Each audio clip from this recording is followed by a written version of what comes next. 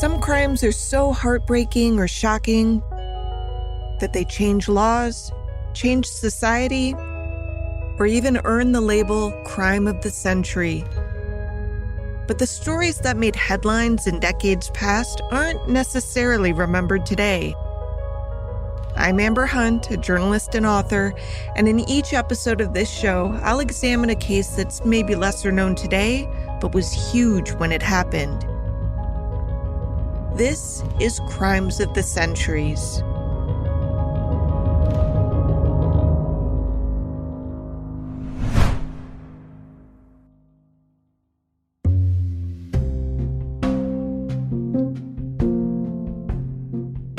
Close your eyes and picture your favorite sitcom. What do you see? Probably a living room, right? Maybe a coffee shop? Occasionally there might be a workplace to shake things up a bit. But tell me, were any of you picturing a Nazi labor camp with multiple Nazis as supporting characters? If you don't know what I'm talking about already, I venture that you'll be surprised to learn that not only did such a show exist, but it aired on American television a mere 20 years after the end of the Second World War. For those who weren't obsessed with TV land in the 1990s, the show is Hogan's Heroes from Inside Edition. It's one of the most beloved and strangest sitcoms ever, Hogan's Heroes. It takes place in, of all places, a German prison camp during World War II. Not exactly fertile grounds for comedy. Bob Crane played the title character, Colonel Robert Hogan, an American POW in a labor camp. Along with a ragtag group of Allied soldiers, Colonel Hogan fought the Nazis from inside their very own camps, escaping to blow up a railroad bridge, only to be brought back to their bunks when the bumbling German guard did his final rounds. Realistic, this was not, but it was a real TV show. As happens all too often in Hollywood, once the popular show ended, Crane's phone stopped ringing. And less than 8 years after his face disappeared from the small screen, he was found dead in Arizona. Now, nearly 50 years later, Crane's death is still a mystery. How did this handsome TV star end up dead in a Scottsdale motel room? That's what we're exploring in this week's longer than usual episode of Crimes of the Centuries.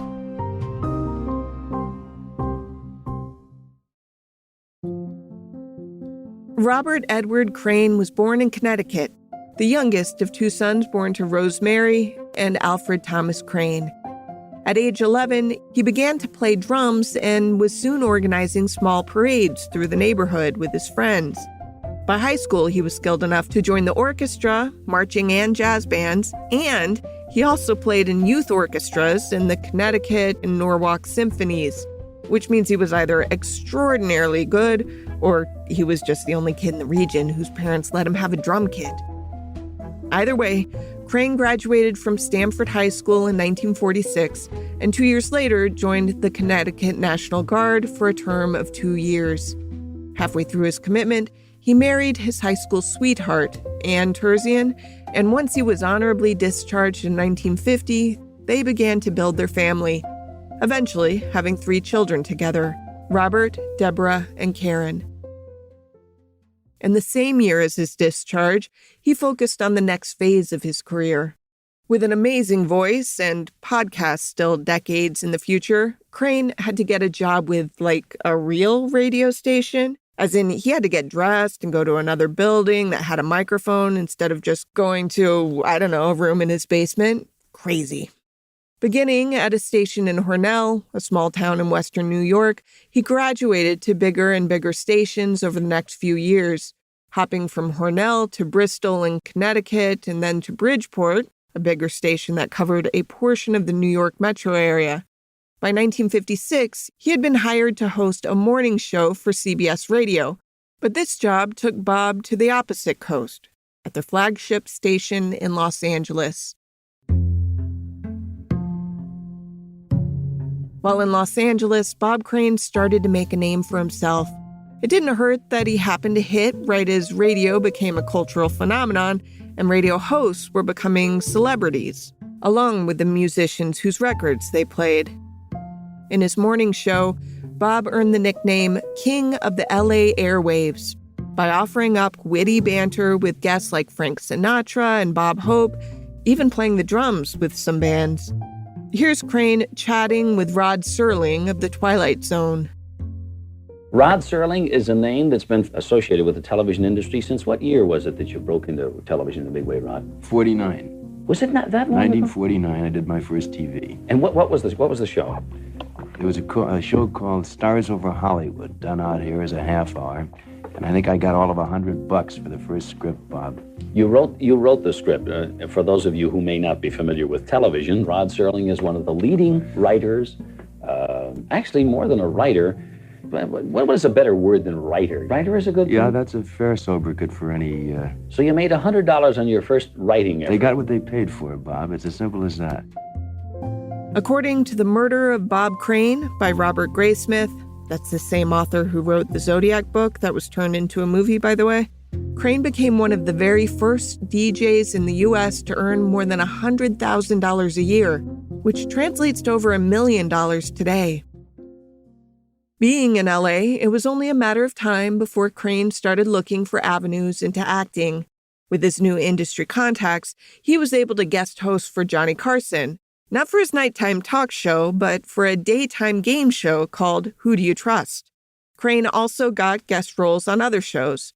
According to his IMDb page, he would appear in 1 or 2 episodes of several shows of the late 1950s or early 60s, The Alfred Hitchcock Hour, General Electric Theater, hosted by none other than Ronald Reagan, and he had uncredited roles on The Twilight Zone and Return to Peyton Place. After comedian Carl Reiner appeared as a guest on his radio show in 1962, Crane convinced him to cast him on The Dick Van Dyke Show. Bob was cast in the Season 2 episode Somebody Has to Play Cleopatra as neighbor Harry Rogers.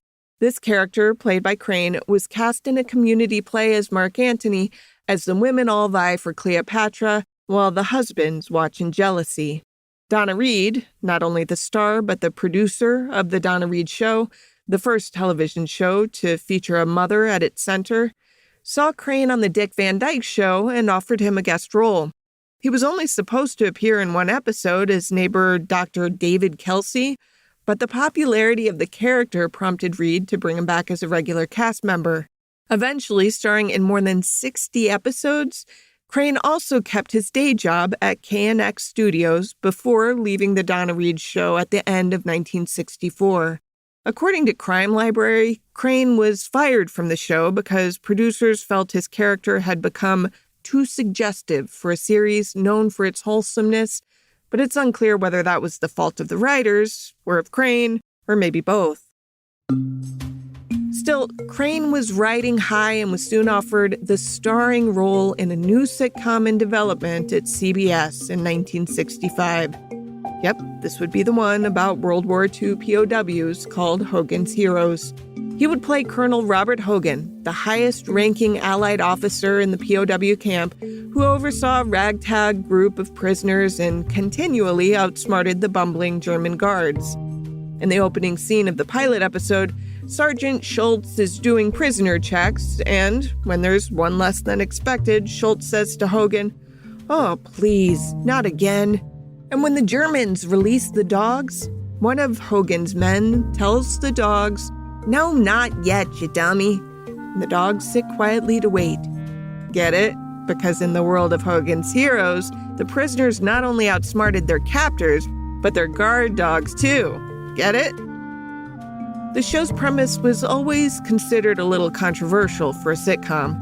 Here's a quick promo with Bob Crane, in which he's chatting with radio personality Stan Freberg. We're talking here with Bob Crane, star of CBS Television's hilarious new Friday night show, debuting this fall in color, Hogan's Heroes. What's it all about, Bob? Well, it's all about World War II. Well, that sounds pretty uproarious so far. Where does it take place? In a prisoner of war camp in Germany. Always a good situation comedy locale. What's the plot? Well, you see, we have an escape tunnel dug under the barracks. We have our own tailor making civilian clothes. Well. We can make counterfeit German money, phony passports, guns. All right under the noses of the German guards? Yeah, and each week we nearly get caught smuggling the men out. What are some of the other amusing ingredients? German police dogs, machine guns, the Gestapo. Just a few of the laugh-provoking elements to be seen this fall on Hogan's Heroes. Shall we say, if you liked World War II, you'll love Hogan's Heroes? Let's not say that, no. American audiences found the show to be hilarious, and it finished in the top 10 in its first year. Viewers couldn't get enough of Hogan and his team running circles around Colonel Klink, making fools of the Nazis. Fun fact, Colonel Klink was played by Werner Klemperer, a German of Jewish descent who had fled Germany when Hitler took power. Here's Crane interviewing his co-star, Klemperer, for a show on the U.S. Armed Forces Radio Network in 1969. We have with us the commandant of Hogan's Heroes, Werner Klemperer, who, I don't want to say he's a great dramatic actor. Would you say that? I would say that I'm slightly great. Klemperer was only one of several Jewish cast members who had been intimately affected by the Holocaust. He won Outstanding Supporting Actor Emmys in 1968 and 1969 for satirizing the very men from whom his family fled.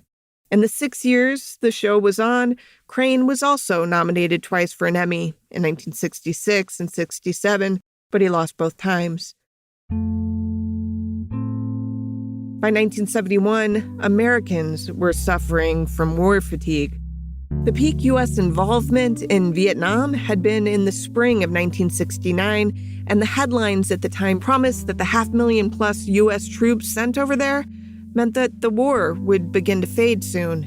Yet the conflict in Vietnam had expanded into Laos and Cambodia, and 4 students had been killed by National Guardsmen at Kent State. A show about war, even a funny show, wasn't exactly what audiences wanted anymore. Additionally, CBS President Robert Wood wanted to overhaul the station's programming, leading to the cancellation of several shows: The Ed Sullivan Show, The Beverly Hillbillies, and Hogan's Heroes.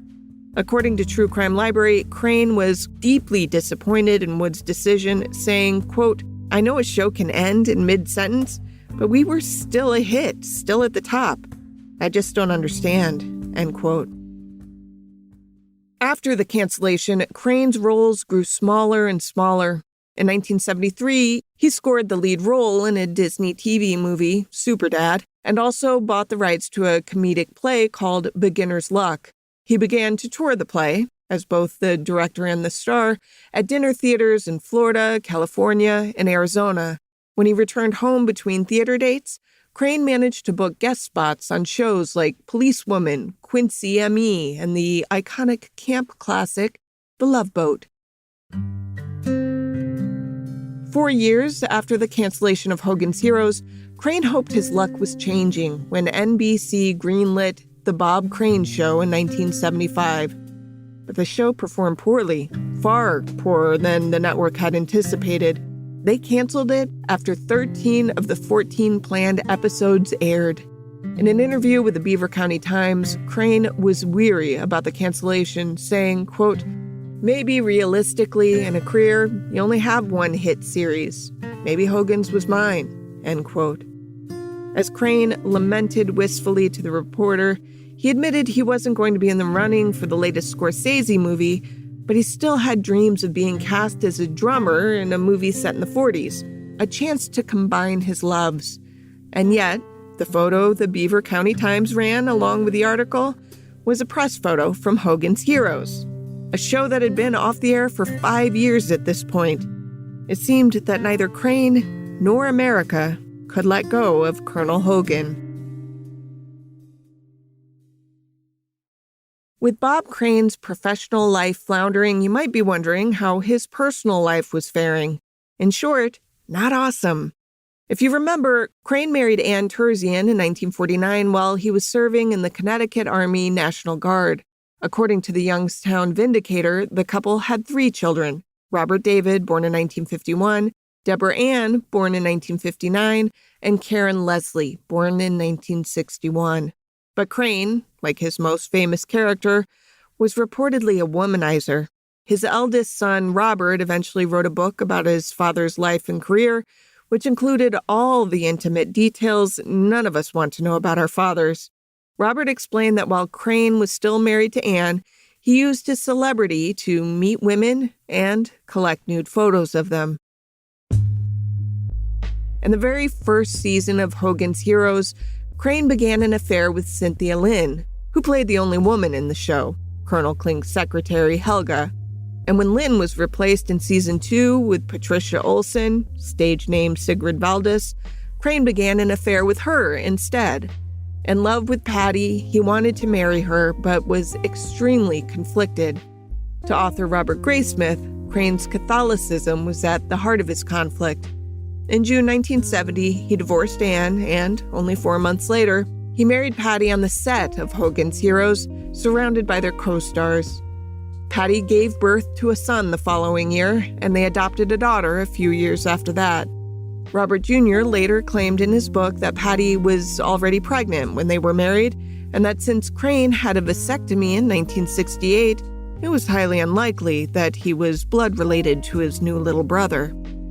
Crane's marriage to Patty proved highly tumultuous, with his children remembering massive fights in their Brentwood home. Robert Jr. recalled, quote, "On my side of the family, there were these members who were hated by Patty. She pretty much wanted my dad all to herself," end quote. But in 1976, the relationship between Bob and Patty was still intact when he took his play on the road, which, of course, meant more encounters with women who weren't his wife. By 1978, Crane and Patty were in the midst of a divorce, with both sides alleging spousal abuse. Victoria Berry, an actor in Beginner's Luck, told police that Patty had thrown something at Bob's face and he had had to get stitches. In her divorce decree, Patty alleged that Crane had slapped her and frequently tried to show their son Scotty adult films. Crane's interest in sex had evolved quite a bit since his time in the Connecticut National Guard. According to the crime library, porn was a major pastime, and Crane enjoyed bragging about how many women he took to bed. He wasn't exactly kind when talking about his sexual partners either, describing them in crude and even dehumanizing terms. While filming Hogan's Heroes, his interest was on a simmer, satisfied by fans and on-set affairs. But after the show was canceled, there were no distractions to prevent that simmer from escalating into an outright boil. He enjoyed what many in the 1960s would have considered to be racy or even deviant sex. Group sex, BDSM, that sort of thing, but no kink shaming here. Through his wealth and fame, Crane had access to worlds that the average person didn't. He visited nightclubs and would leave with 2 or 3 women. On other nights, he would visit a dominatrix, or perhaps visit a sex dungeon in one of his friends' homes, a dungeon that he personally financed. According to Graysmith, Crane spent thousands of dollars to build these dungeons, so many that the carpenters began giving him discount rates on the construction. While filming the Disney film Superdad in the San Francisco Bay Area, Crane explored the area's underground sex world. One contact he made was a former dominatrix called Tiffany Moonlight. One of the things Tiffany would do for him was help connect Crane to possible sexual partners. Sometimes this meant other clients of hers, and other times it meant she'd place personal ads for him. These weren't ads you could walk into a classifieds office and place. They needed a specialized outlet, like a swingers club mailing list for those interested in BDSM. Now, Crane couldn't place those ads himself. He couldn't put his home address, obviously. So he had post office boxes all over town to gather the responses. A guy named John Carpenter, not the director, also encouraged and helped Crane with his sexual exploits. After serving in Korea, Carpenter discovered he had a talent for working with electronics, first installing radios and aircrafts, and by the mid-1960s, working in LA as a Sony salesman by day while teaching celebrities like Hitchcock and Elvis how to use a brand new tech. the VCR. When Crane met Carpenter, introduced by Hogan's co-star and future Family Feud host Richard Dawson, it wasn't only the VCR that he wanted to know how to use. It was also a video recorder. Without Nielsen ratings to judge his success, Crane could only judge his status by his sexual success. Crane took nude photos of the woman he slept with and kept them in an album that he was more than happy to show anyone that happened to sit down with him. But he kept the home movies for his private collection. According to Crime Library, some of his partners were delighted to have his encounters committed to film. But Crane apparently did not ask for consent from all of his partners, nor did all of them even know they were being filmed while having sex with him. Crane and Carpenter had a somewhat codependent relationship, even having joint sexual encounters. Helena Katz, in her book Cold Cases, Famous Unsolved Mysteries, Crimes, and Disappearances in America, described how when Carpenter left Sony for another company, he arranged his business trips to coincide with the tour schedule of Beginner's Luck, Crane's play, so they could continue their escapades. And that is how both of them ended up together in Scottsdale, Arizona, in the summer of 1978. It was the end of June 1978. Crane and Carpenter were two athletic, middle-aged men living their best lives. The Windmill Dinner Theater chain had leased apartment 132A at the Winfield Apartments, Hughes' housing for their productions, and Crane had been staying there since early June. Carpenter arrived from LA on the evening of June 25th, and by the next morning, the men were swimming, looking for conquests, and watching Crane's video collection. Over the next 3 days, the two friends carried on basically the way they did in LA. They worked through the day, but quickly shifted to picking up as many women as possible and playing with their electronics. By Crane's own account, in a radio interview given just 6 days before his last night alive, he was in a happy place overall. I have no regrets in any of my life at this point. No, you can't look backwards. No, and the terrible thing is I'll be 50 in 2 weeks. I want to go out swinging, as they say. On Crane's last night, June 28th, he went out with Carolyn, or Carol per some sources, Bure. He had met her 3 weeks earlier at a Scottsdale bar. The 46-year-old later remembered him being visibly upset because of a fight he'd had with his wife over their divorce proceedings. Bure said most of their conversation that night was about Crane's relationship with Patty. This could be because he actually had seen Patty very recently, according to the younger Robert Crane. 10 days before his murder, on Father's Day, Patty and her son Scotty show up unannounced at my dad's apartment in Scottsdale. Now, they're in the middle of a bad, nasty divorce. Knock at the door. Hi, we're here. My dad just about flipped out. He couldn't believe this. They come in, they spend a very uncomfortable day or so there. So it was about a week and a half after this that Crane tried to convince Bure to come to his apartment for a tryst. But it was after 2 a.m., and she said she really had to get home. After saying goodbye, she drove away at nearly 2:30 a.m., not knowing she would be one of the last people to ever speak to Bob Crane. Carpenter, of course, was another.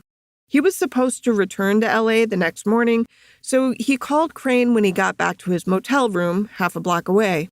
According to Carpenter, Crane was bitter about Carolyn going home instead of wanting to go home with him, and Carpenter said that the two men really didn't say goodbye. They just ended the call, assuming they would be seeing each other later. The next morning, Carpenter hurriedly checked out of the Sunburst Hotel. He told the manager there, Kathy Nugent, that he had gotten the time of his flight wrong, that it was earlier than he had thought, and he had to run to the airport. According to Graysmith, Carpenter couldn't drive his rental car back because of something wrong with the taillights, so he asked Kathy to call him a taxi. While it was strange, she didn't think anything more of it. Until later, when the police arrived. Carpenter's behavior after he got back to LA also rubbed the younger Robert Crane wrong. He said, I'm sitting at the apartment that I shared with my dad at about 3 o'clock in the afternoon, or 3:30, and I get a phone call from John Carpenter. And John says, hi, I'm back in LA, because I knew he was coming back that day. Listen, if you need anything, let me know. And I said, everything okay? And yeah, talk to you soon. Let me know if you need anything. And that was it. I was probably on the phone with him for, I don't know, maybe a minute or two. Hung up. Thought, Soon, everyone would discover what had happened to Bob Crane in that Arizona hotel room.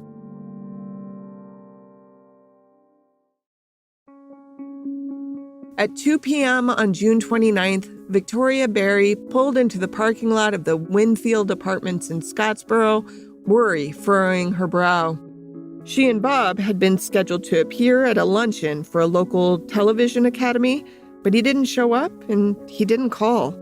His rental car was in the lot, so she went right to the door for 132A and knocked. After several knocks went unanswered, she tried the knob and it easily turned. Cautiously walking in, she saw debris around the room, but no Bob. Thinking maybe he could be in the pool, Victoria walked toward the back of the apartment and into the bedroom, the room with the best view of the pool. According to Robert Graysmith, when Victoria stepped into the bedroom, she could see a form lying on the bed. The seemingly sleeping figure was on its right side, knees slightly bent, in a semi-fetal position. Quote, the left hand was tucked slightly under the chin, the right arm stretched languidly along the length of the body. An ominous dark pool spilled from the area of the head and filled the well of the pillow like long flowing hair, end quote. Victoria thought she was staring at a woman in Crane's bed that had tragically died by suicide. She figured maybe he had gone to get help. But then she recognized a watch on the wrist and saw Crane's glasses still on the bedside table. She remembered later that she leaned over, trying to figure out if the body was her friend, but the damage done to him was so bad that he was unrecognizable. The other details that she remembered included a ligature around Crane's neck, a black plastic electrical cord tied in a single right-handed twist knot. There were no signs of struggle, and the words of an investigator for the medical examiner's office, quote, it looked like somebody walked in on him while he was in bed and smacked him in the head a couple of times, end quote. Stumbling back, Victoria fled the apartment and ran into another woman who called the Scottsdale police. By 2:50, the parking lot was full of patrol cars, ambulances, and forensics vans. Lieutenant Ron Dean was called in to take the lead in the case, arriving at the Winfield Apartments 10 minutes later. The facts of the case were pretty straightforward. There were no signs of forced entry at either the front door or the door to the pool area. Those who knew Crane said he was a light sleeper and would have jumped up at the sound of an intruder. This led detectives to believe Crane may have let his killer in, which would point them toward a female killer, especially when they learned of his sexual history. This opinion was further solidified when the detectives realized many women didn't know they'd been recorded while being intimate. But the medical examiner disagreed. Dr. Thomas Jarvis said the cause of death was blunt force trauma, and that given the depth of the wound and the blood spatter in the room, the killer had to be male. But given Crane's sexual past, there could still be a woman involved even if the actual culprit was a man, perhaps a jealous boyfriend or lover, or someone who learned their friend had been videotaped without consent. Now, this videotape business might not have become public knowledge if Crane's wife hadn't made it so. According to Crane's son, Robert, the reason it came out was his second wife, Patty, who was on Hogan's Heroes as the secretary. After my dad died, she put it out on a website, and it became public knowledge. This was something my dad did for his personal use. He didn't throw it out there. But with the World Wide Web, she threw it out, and everybody knows. In fairness, that doesn't seem entirely true. For starters, not all of the women knew they were being recorded, and that's a violation on its own. Furthermore, Crane supposedly did share these videos with other people. In a separate interview, the younger Robert even said this. I became aware of his double life when I was a teenager, probably 15, 16 years old. I started seeing some of his videos, not with him in it, but other people in it. Anyway, even with all of these possibilities, Dean and Scottsdale detectives homed in on John Carpenter as their prime suspect. When Carpenter called Crane's apartment just after 3 p.m., officers assumed he was trying to figure out how much the police knew and whether they suspected him or not. Victoria Berry answered the call, but she handed the phone to Lieutenant Dean, who spoke to Carpenter for a few minutes. Dean gave him no information, but thought it was pretty suspicious that Carpenter didn't once ask why police were in his friend's apartment or whether his friend was okay.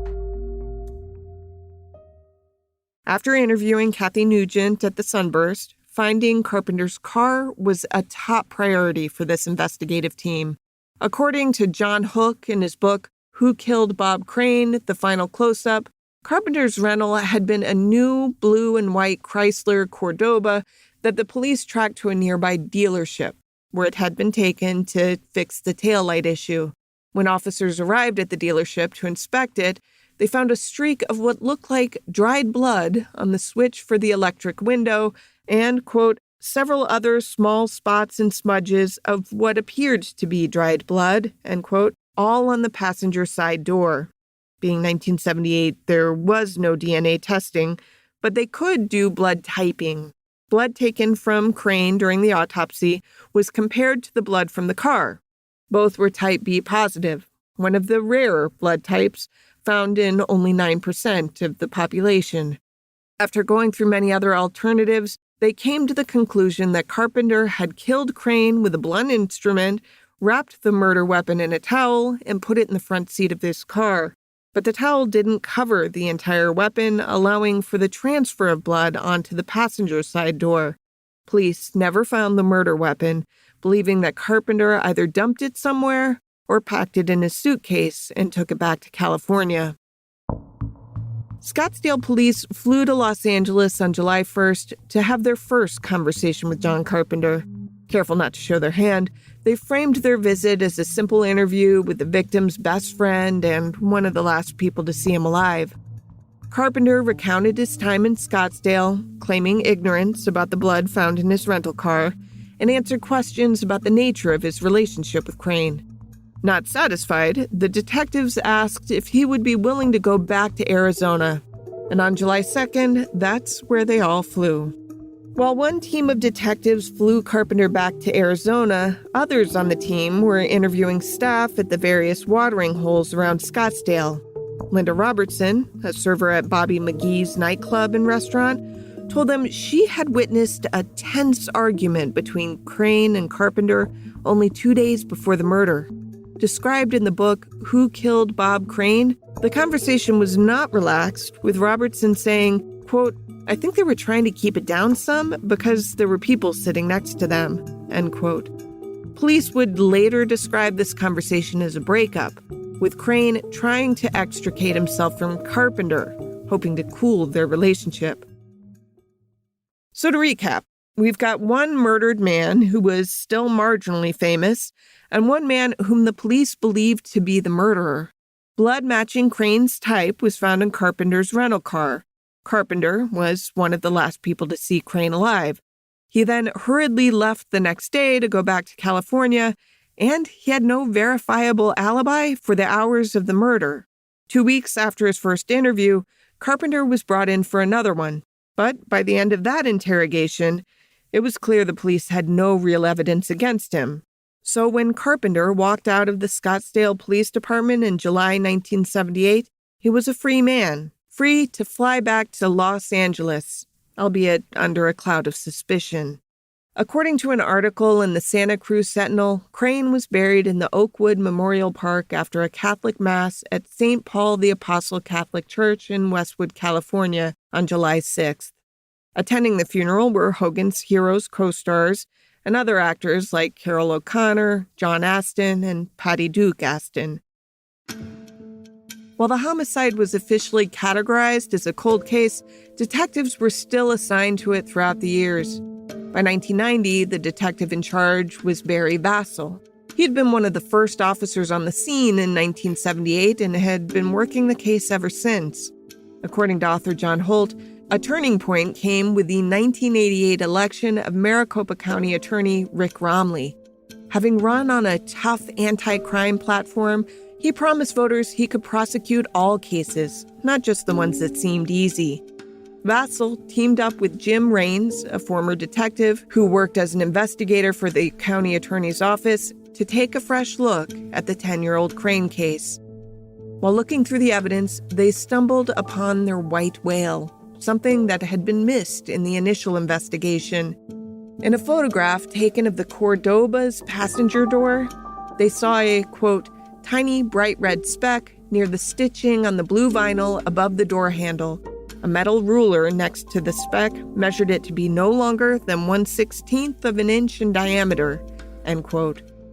But under magnification, that little speck looked like human tissue, with a small thread of hair attached. Looking at all of the photos from the file, they saw similar specks all over the crime scene, on the walls, on the pillow, on Bob Crane's bed. They showed the photos to the medical examiner, who bolstered their suspicions by saying that the specks appeared to be consistent with human fat tissue and a human hair follicle with brown hair.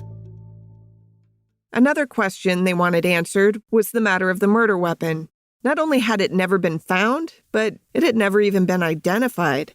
They had considered everything they could think of: tire irons, golf clubs, rebar, and more. Detectives assumed that the weapon had been dumped, maybe into an irrigation canal that conveniently ran directly behind the Winfield. After a 2-week search by a dive team, the only things they found were abandoned shopping carts and other junk. Even when the canal was later drained by the city's water authority for routine maintenance, nothing resembling a murder weapon was found. It wasn't until the new investigators consulted Phoenix police criminologist Ray Giesel that they finally hit upon a likely weapon: a tripod. Not only did a camera tripod fit the wound impression, but it matched a blood transfer left on the bedsheet. Plus, according to videos shot in Crane's apartment, he had 2 Quickset Junior tripods, one for a video camera and one for a still camera. Yet only one was found when police cataloged his belongings. Police now were convinced that Carpenter was the murderer, and they felt they had enough evidence to go to the prosecutor's office. On June 1st, 1992, nearly 14 years to the day after Crane's death, John Carpenter was arrested by the LAPD. He made his way to Maricopa County for his trial to begin on September 12, 1994.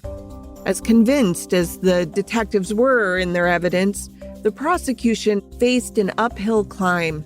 It had been 16 years since the murder now, 16 years since witnesses had been interviewed, 16 years since police had made their notes. Those who had collected the evidence didn't remember doing it without looking at those notes.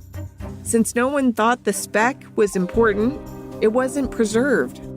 All they had to work with was the photograph of the evidence. And when Crane's estranged wife Patty testified, presumably to talk about how Crane always traveled with his camera equipment, including his tripods, she also testified about the sexual side of his life.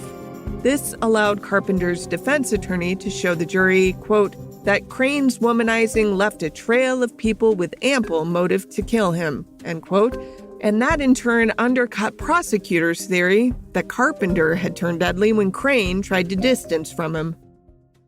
The judge's instructions to the jury as they left to begin deliberations dealt another blow to the prosecution. His instructions included a Willits instruction, which told the jury that if a piece of evidence was missing or couldn't be produced, like, say, a tissue speck, then the jury could disregard it. Problem for prosecutors was that while they had pictures pointing to this evidence having once existed, they didn't have any actual samples because none had been collected in the original investigation. Without that piece of evidence, the jurors, who admitted they believed Carpenter was the killer, didn't feel like they had crossed that beyond a reasonable doubt threshold. And so, on October 31st, 1994, John Carpenter was found not guilty of the 1978 murder of Bob Crane. Carpenter returned to California, where he died of a heart attack 4 years later in 1998. Now, not everyone in Crane's orbit is convinced Carpenter got away with murder. The younger Robert Crane has serious questions about his former stepmother, Patty, because my dad's will, a codicil was added to his will, eliminating me and my two sisters, the 3 children from the first marriage, from his will. all of Crane's personal items were returned to Patty, who had still been his legal spouse at the time of his death in 1995, and the case files were packed away.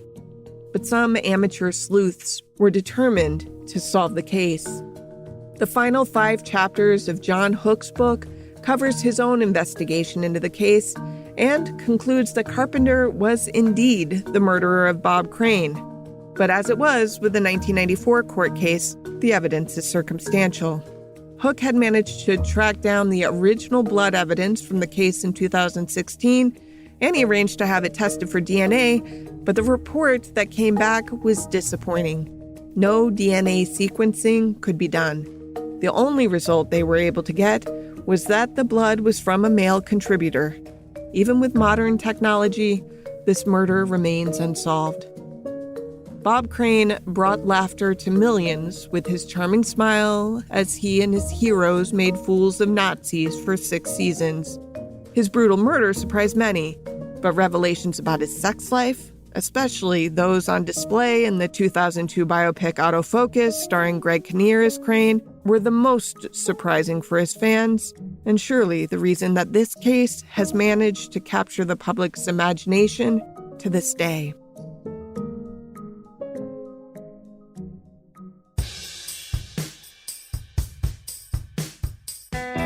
To research this story, historian and writer Jen Erdman relied on several books, including Robert Graysmith's The Murder of Bob Crane, Robert Crane's Sex, Celebrity, and My Father's Unsolved Murder, and John Hook's Who Killed Bob Crane? The Final Close-Up. I dug up and listened to a lot of Crane's early interviews and radio appearances, and watched some videos that posited a supernatural reason for Bob Crane's death.